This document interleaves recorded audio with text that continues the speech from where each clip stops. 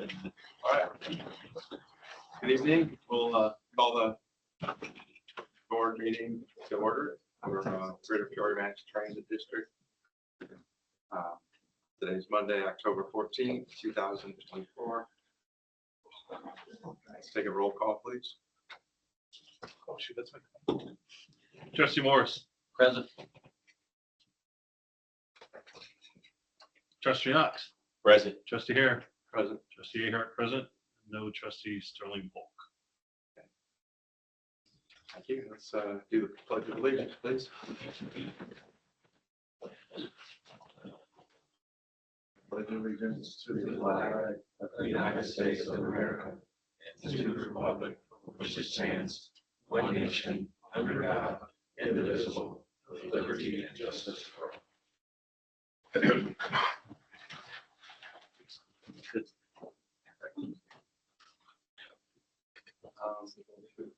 Are there any comments about the minutes that were in your packet? Or anyone? If not, so you want to approve the minutes? I'll make motion to approve. Second. Thank you.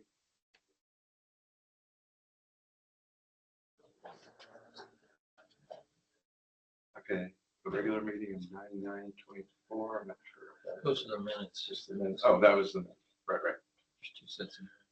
Okay.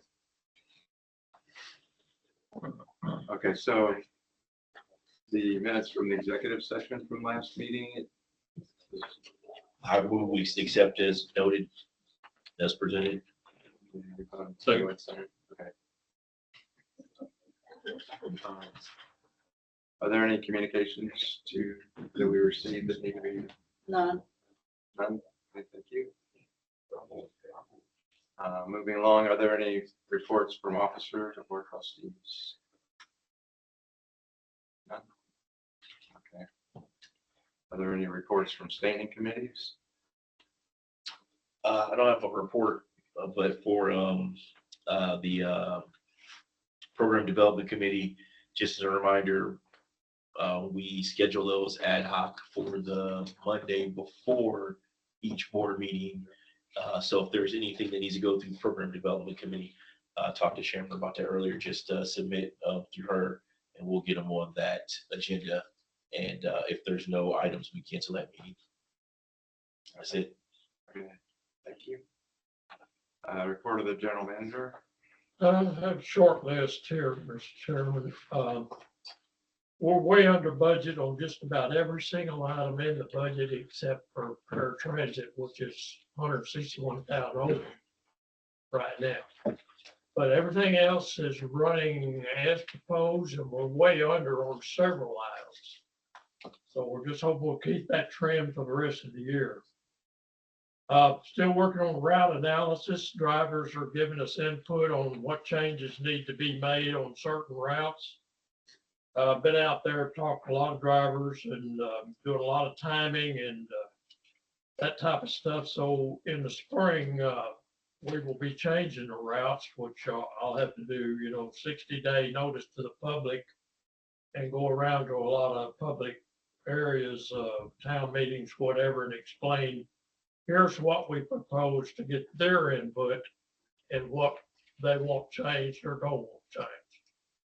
But that's coming in good. I've had a lot of drivers put input into the box up in scheduling, saying what needs to be done on their part. I'm trying to keep them heavily involved in the total thing, so we're all in it together.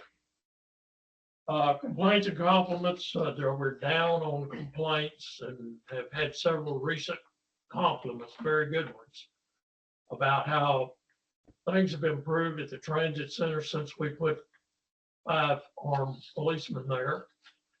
People are calling me personally and telling me that they've started riding the bus again, so much safe. Our ridership figures, as you see, the numbers are up as a result of that. And on the complaint level, there are 3 or 4 of them that have come in, and 2 of them weren't valid. I could tell that when I was talking to them. But they were very minor. The other 2 have been settled by Ken Bodie and his folks out there, and talked to the complainant, and they're satisfied. And I've had Kofi's people going out and visiting other transit systems. I myself and Kofi went to Moline and did that one. But we visited Champaign, Bloomington to get their input on how they're doing things, including paratransit, especially since that's the only item in our budget we're over. You know, but other than that, everything is running very good. The drivers are doing a darn good job, and call-offs are down from what they were when I first came here. And they're doing as good as I've seen, believe me. We've got a really good driver force. Sure, I get most of the compliments I've been getting lately are how good the drivers are complimenting the people for riding the bus. And thank you for riding, good morning, and this and that. And they haven't had that before because I've had several people that have called in and said, no one's ever said good morning, thank you for riding City Link. And we've got a lot of that going on. And that's all I've got. A follow-up question about your item with you and Kofi visiting some of the other locations. Glad to hear that.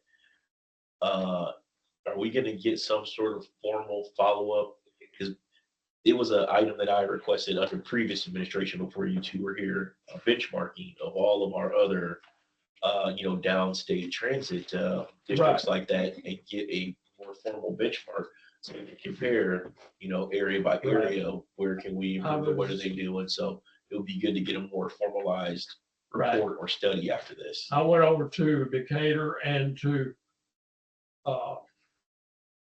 Springfield. Danville Danville. last weekend and visited with him. One of our former employees runs Decatur. And things they're doing over there are similar to what we're doing. They're a little smaller than we are, of course. But I took some notes that I've brought back, and Kofi and I are going to go over those along with scheduling people and how they're running their headways, and cutting out as many left-hand turns as they can when you do a route, because that's your most dangerous turn.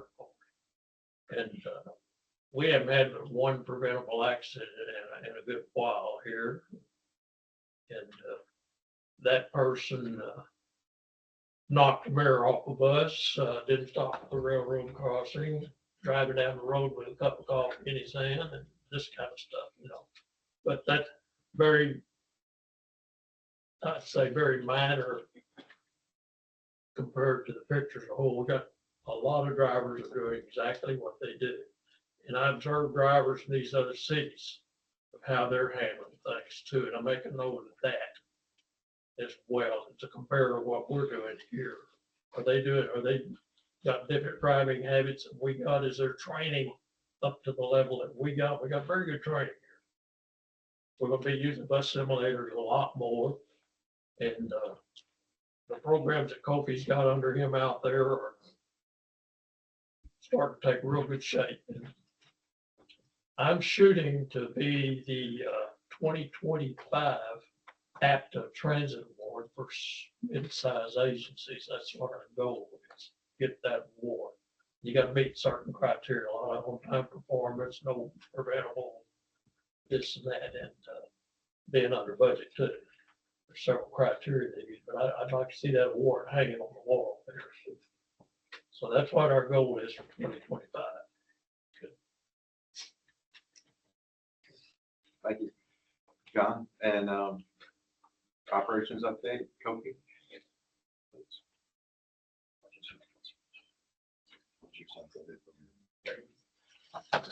Good evening. So for the project update, not much has changed since since last month, and also as from next month, it's going to be presented a little bit differently. So for each project, I'm going to address the background, which is going to be the scope of the project, the current status, and also next steps. So from the time I present to the next board meeting, what do we anticipate changing? So as from November, that is how the presentation is going to go.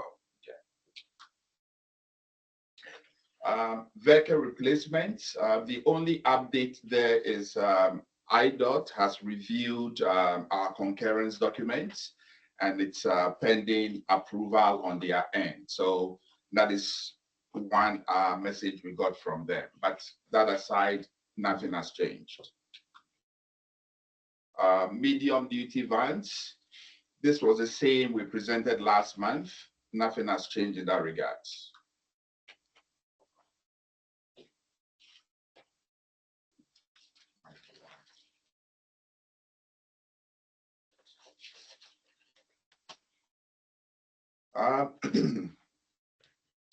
Last month, we presented for fixed route buses. We had a presentation on our bus replacement plan. The projected replacement dates remain unchanged. So whatever we presented stays the same. And then we also identified funding sources and all those things. All that remains unchanged. Yeah. When it comes to bus refurbishment, last month we had it that we're looking at about 6 week time frame to have the third bus back. As of last week, they reached out to us. We're getting it back in about 2 weeks. So work is progressing quickly. So 6 has dropped down to 2. That comes back and we're going to have 3 refurbished buses and the 4th one will go as scheduled. The transit dome remodel, we have put this on hold until further notice. Reason for this, part of it has to do with staffing. We have the funding for this, but I think it comes down to staffing. So for now, it is on hold. We have a capital projects team. We meet every month, and at our next meeting, we're going to decide on when we're going to kick this off. So what's the staffing concern? We had Jamie very much involved, and before Carlene came in, we moved her off. So all those ate into the time we needed to get things going. Yes. Oh, so, okay, staffing from a project team perspective. Correct. Okay. From our end, yes.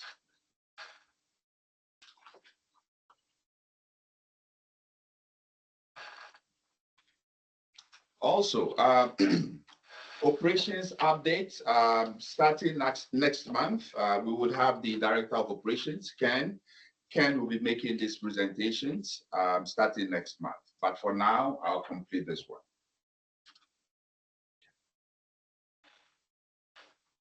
Ridership for September, from August to September, we went up about 2.3%, an increase of 3,964.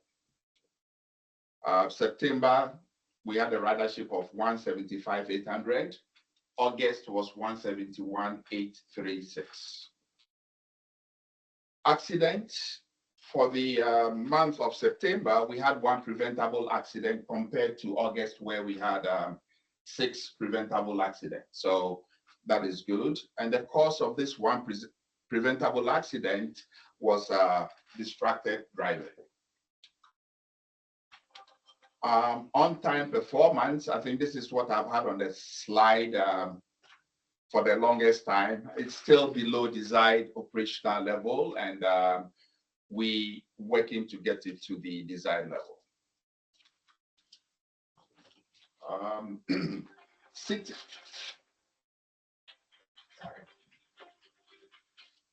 CityLink Peoria community activities. I would want Shamra to give us an update on Stop the Bus, Peoria Historical Society tours, and the bus wrap unveiling. This had to do with the Peoria PD about 2 weeks ago. Good evening, board members.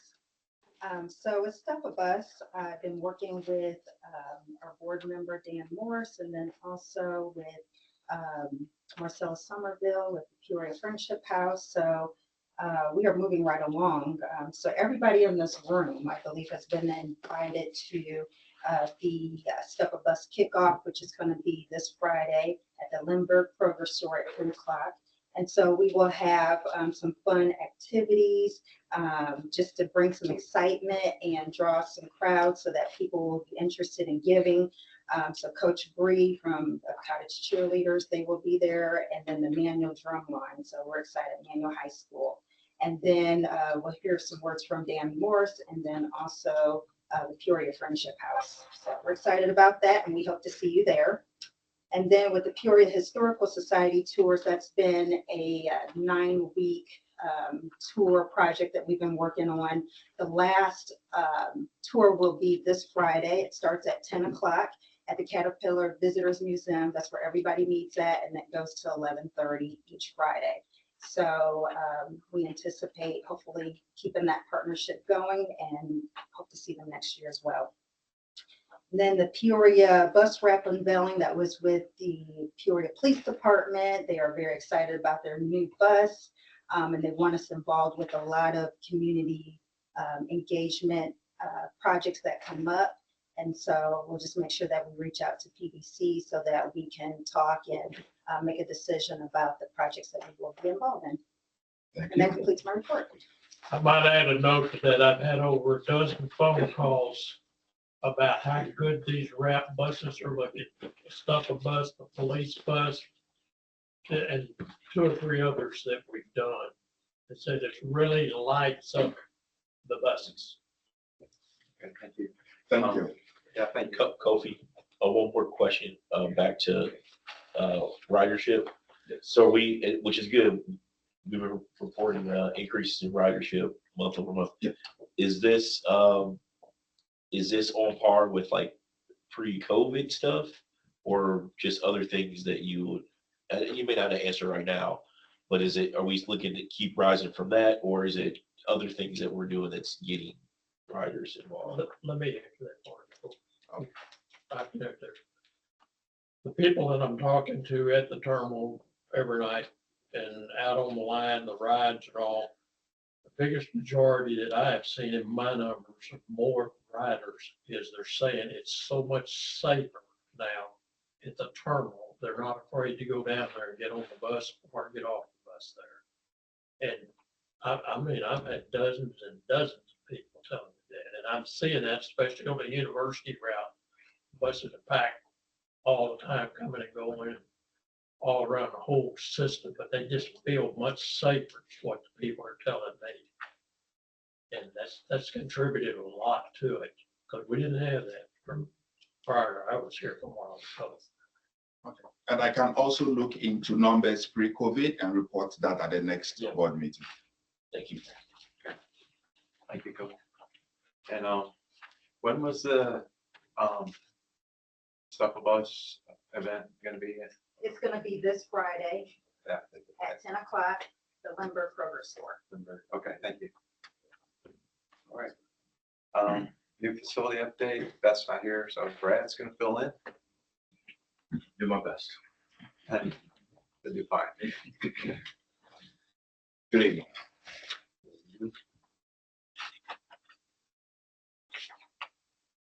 So the Central Illinois Coatings has been on the north side of the south building, which is the storage garage on the far end.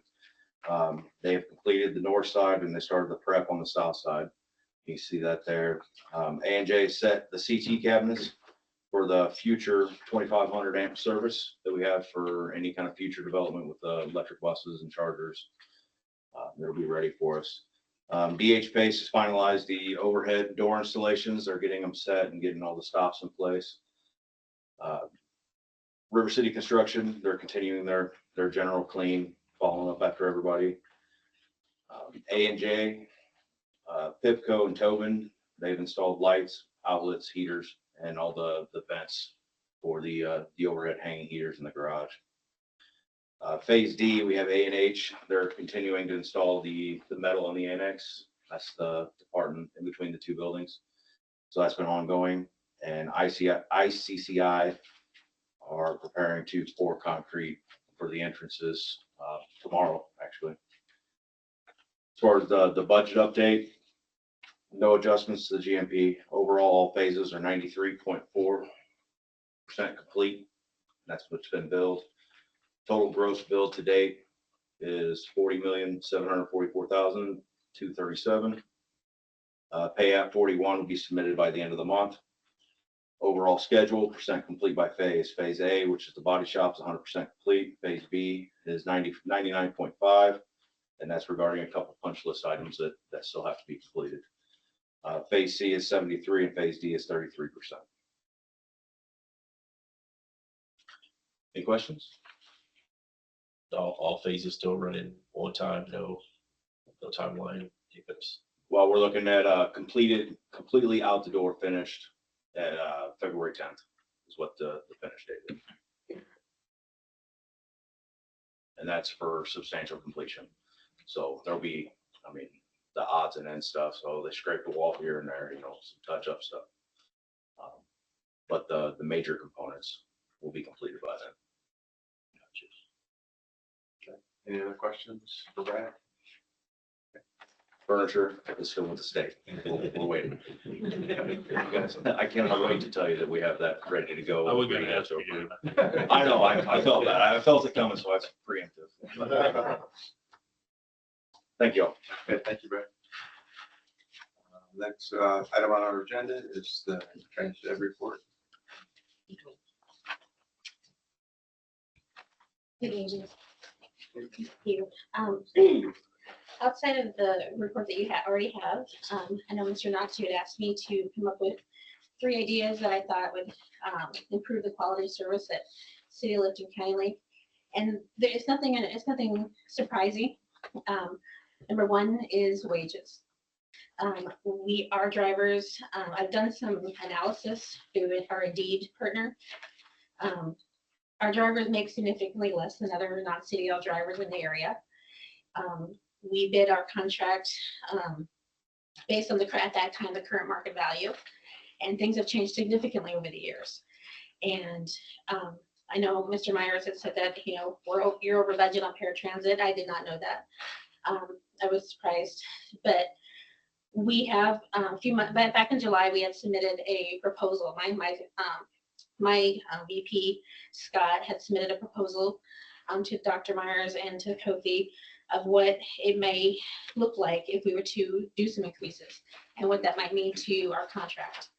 I don't know if excuse me, I'm sorry, I have some really bad allergies, I apologize.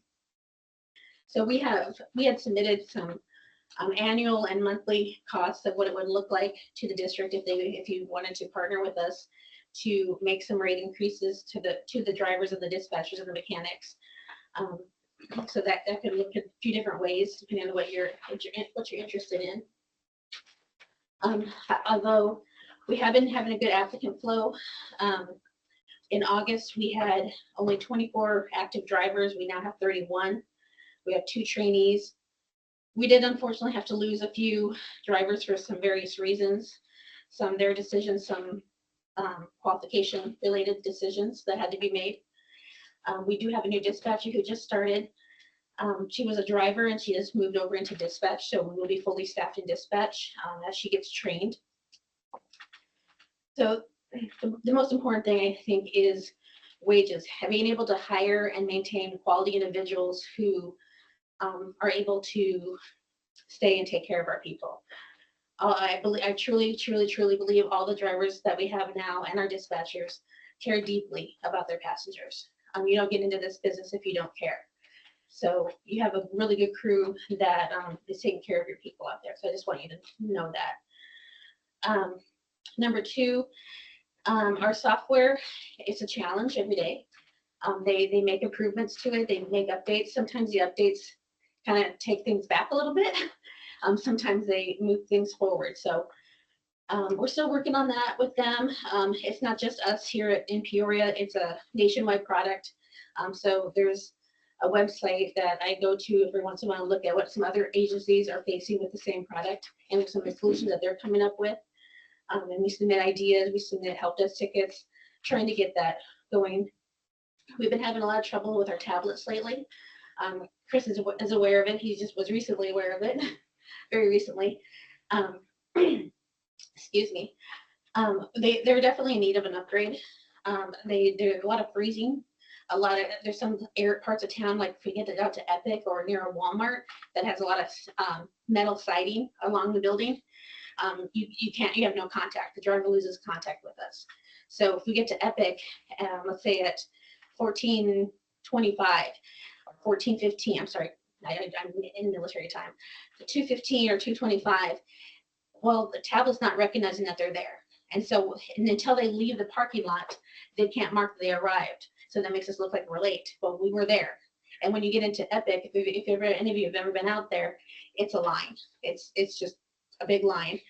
So we tell them as soon as you pull into that parking lot, you need to hit arrive. The moment before you hit the building, hit arrive, so that we know you're there, and so the system knows that you're there. But anyway, the tablet upgrade would be great. And I know that Jason, our safety manager, is going to be working with Chris on what tablets that we currently have, their serial numbers, all that. I think the last tablet upgrade that we had was about 2.5 years ago. And because of how much we use them, in talking to our software vendor and in talking to some other agencies, it's the going time is about 2.5 to 3 years. Just because of how significantly they're used. They're not just like a tablet you have at home that you just play, some games on. I mean, this is our life. If we don't have tablets, we're done. We're just done. And number 3 would be, and I don't know so much, Mr. Knox, if this is a thing that would improve the quality of service, but I think it would make the drivers especially feel a little bit more included, is more inclusion with CityLink activities. For example, I've had a few drivers come to me about your December 7th Christmas party. I'm not saying that we should be invited, don't get me wrong, but we didn't know anything about that until the last board meeting. And so I need to know, and I've talked to Kofi about this a little bit. He's going to be getting back to me. Do we shut down too? Because in our, if we shut down, I worry about our riders will have nothing else. They literally will have nothing else. They won't be able to Uber, most of them, because they're in wheelchairs. Not saying all of our passengers, but I would rather not shut down. Last year, I know this was a kind of a hot button issue on Facebook and a few things, but I would like to stay open to make sure that our passengers have that security. Since we're supposed to be complimentary to fixed route, if we do need to shut down, I need to know as soon as possible, so I can make provisions for that with our passengers and figure out what we're going to do for the drivers, because then they're going to lose their pay. So I want to make sure that we're clear on that. I saw in the agenda there's going to be something coming up about free fares for the elections, which I think is a fantastic idea. Don't get me wrong, but how does that pertain to us? Does it pertain to us? I didn't see anything in there that mentions CityLink or County Link. So depending on what your decision is, if you could just please let me know what that means to us, because we'll have to redo in the system some different ways of listing that funding so that it shows adequately. And that's all I have for our on-time performance is also not up to standards. It's getting better. The more drivers we get, it is getting better. We have less calls in what we call our pool for which are unscheduled rides. Our dispatchers are working their tails off trying to make that happen every single day. I'm very, very proud of them. Outside that, if there's anything else you want to know, just feel free to ask me, or you can reach out to me directly and I can share any of this information with you directly. No, thank you. Only comment I'll have for now is, so as you've identified those things, and you continue to work with John and Kofi so that you can start translating those into some resolutions that will allow us to take some action. Yes, that to make the changes. Yes, so that spreadsheet I was referring to with the wages, it covers, like, if we were to come to an agreement for $1 or $2, $3, $4, $5 increase for the union members, what that would look like on a monthly basis. I try to get all cute and pretty and make this all like a nice presentation, but I didn't want to throw that out there without talking to the doctor first. But there is information available, and we'd be more than happy to discuss it further. We really want to take care of our people. And like I said, right now, the budget that we're operating under now is based on the budget when we first did the contract. And at this moment, we have not broke even on that contract. So to do an increase, we would need some consideration from the district. Angel, can I ask a question? Driver wages, these people you're bringing in there, are you bringing those in at the bottom of the scale, or do you bring them in at the higher mark? They all start at the same wage, $16.64. And then it'll be going up on December 1st, it'll go up by 4%. So every December 1st starts at 4%, goes up another 4%. Okay. So the original contract was bid, I believe, I want to say it was 15 or I believe it was 15. And that was $2 more than they were making at the previous contractor. But then as the years gone by, we increased the wages, excuse me, in October. It normally comes in December. But the first year we increased them in October with the union support, of course, to get them a little bit more sooner. And then it's just been going up to 4% after that. And it's 4% for all of the union members. Not the non-union members, that's different. But the union members, the drivers, the dispatchers, the mechanics, they're all on a set 4% every year. That's all. So approximately how many dollars difference is that at the prevailing wage that you talked about earlier? Was it a $2 difference, a $5 difference? Like At the median of whatever the prevailing wage would be. we don't have prevailing wage, like, in that particular term. But so I'm not sure quite how to answer that question. So for example, when Transnet first took over, the previous contractor was, and please correct me if I'm wrong. Please correct me if I'm wrong. But because I have one of my guys here, and Corey. I believe it started out, they were making $12.05 to start, I believe. I think it was about that.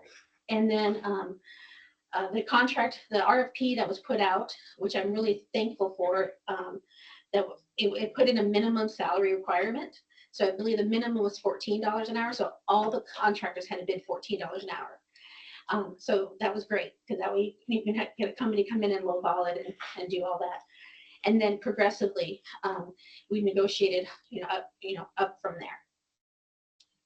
So let me ask a question differently. So you said you did a study of what the average hourly rate is of others in the area Yes. that are with those qualifications. So what is the difference is what I'm asking. Okay, so according to Indeed, I ran a hiring insight document, and the average salary for a non-CDL driver is $23.79. That's what I wanted to know. And out of the report, the most common employers we're number 3 at 1.91%. The DoorDash is 6.95%. Of course, they don't have, and Uber is above us. So DoorDash and Uber are above us for the most common employers. Of course, we talk to them quite every time they come by our office. We try to snag them, but we've got a couple. But they don't have paid time off. They don't have sick time. They don't have medical or dental or anything like that. So, but they have a little bit more freedom, of course, because our drivers come in. They have to be prepared to work nights and weekends, and as any driver here can attest to for working in transit. The unemployment percentage in Peoria is 6.4% as of last month, and yeah, like I said, I can provide whatever information you like. I've been trying to do as much homework as I can to try to give you as much information as I can. And yeah, our service is, I know I don't need to tell you this, but our service is extremely special. I mean, we transport the most vulnerable people in our community, and a lot of them don't have any other way. They can't Uber. They're in a wheelchair. They can't Uber. They can't just call up, because there's none around that have a wheelchair accessible van. The cab companies, I think there might be one cab or one or two cabs in the area that have a wheelchair accessibility. And then the other, there's a couple other medical companies that provide transportation for some of the like Medicare and things like that. Those are even, they're quite unreliable from what I'm told by passengers. I don't know them personally. I've never met them. But they still don't have the wheelchair capability. So the physical demands that our drivers go through to do their jobs professionally and efficiently are significant. And I just ask, as far as the wages are concerned, if you will consider our proposal. And they said, Dr. Myers and Kofi have copy of that if you want to see it. I can send it to you if that's all right. You can see what the differences is, what it would cost per month or what it would cost per year. And we just appreciate any consideration.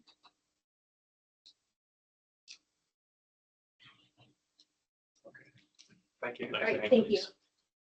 At this point in the agenda, there are public comments. If there are any.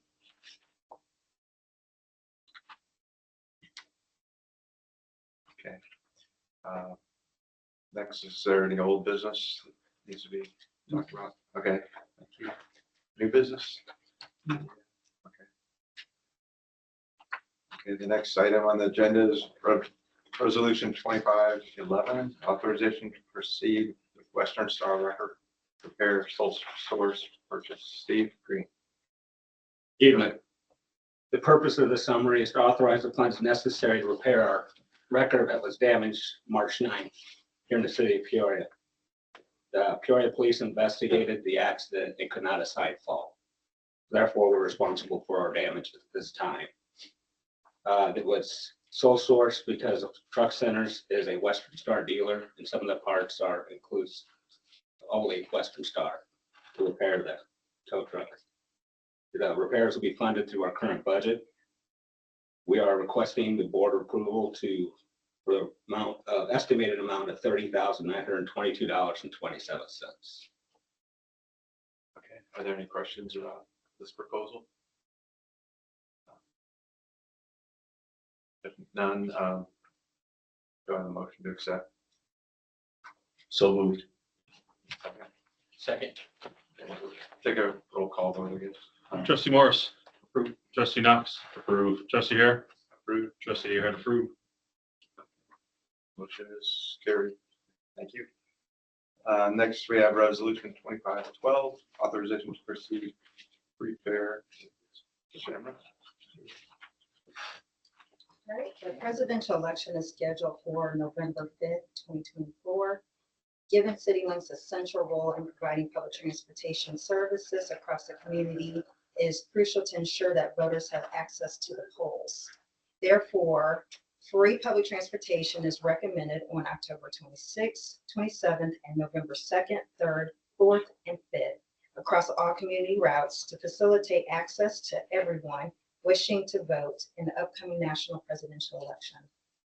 It is recommended that the Board of Trustees authorize to provide complimentary CityLink public transportation service for customers during the 6 days mentioned, ensuring they have the means to reach the polls to cast their ballots. Okay, are there any questions for Shamrock on this? Okay. Do I have a motion to approve? I'll make a motion. Second? Second. Do we have a roll call vote on that? Or it's not really? No. Okay. Well, the motion is passed. Thank you. Then finally, we have a financial report from Carly. Good evening, everyone. Before I get going, I'd like to introduce you to Devin Flanagan. He's been with us for a week, and I like to say he's amazing. So welcome, and I'll let you introduce yourself to the board. Well, hi, everyone. My name is Devin Flanagan. I've been working as a nonprofit and municipal accountant in the area for the last 5 years or so. I've worked at the Alpha Park Public Library District, the Galesburg Public Library District, as well as Yorkton Theater in Galesburg and Carl Semper College, and now I'm here. Thanks for having me. Thank you. Welcome. Thank you. let me start with the financial review. I'm just going to summarize our September 2024 financial activities, and these will include only the operating restricted funds. In this month, our operating expenses are 2.6 million, and this is 6.5% less of our fiscal year annual budget. And this month, this operating expenses for this month are 16% less than the monthly projection. Was according to John, we're doing really well on this one. Wages are 886K, benefits 577K, services were down 161K, materials and supplies of 706K, casualty and liability 269K, and miscellaneous is 19,000. As compared the actual amount of our expenses month over month or previous month, we were down, we decreased the expenses by 21%. So I think I know that our facility is doing well when it comes to our finances. And the total for our capital expenditures for this month was 949K.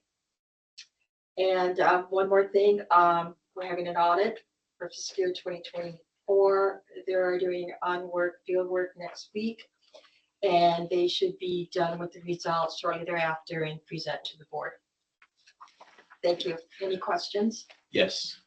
So, along with John speaking earlier about being under budget, is there anything in particular you contribute that to? Are we just being, do we over budget before, or are we just being more fiscally sound, or? I believe we're being more fiscally sound. The only concern or question I would have, because you brought this up some months ago, is are we still good with, are we okay with employee education development training? That's the only question because I know we talked about fine tuning some of that before. I just want to make sure that that's not a major area we cut. If as long as we meet budget in that area, but we don't want to be under budget to be under budget at the sacrifice of education development. Been dealing with that. Okay. We're right on top. She's right on top. All right. So we're good with that. All right. Let's We're move good on. at that. Board, I seek approval of our requested distributions. So moved. Second. Thank you. Let me take a roll call vote quick. Trustee Morris. Approved. Trustee Knox. Approved. Trustee Hare. Approved. Trustee Ahern approved. Okay, thank you, Carly. Thank you. That concludes our board motion to adjourn. Yeah. Do I have a motion to adjourn our meeting? Motion. Second. Second. Thank you. Meeting. Thank you.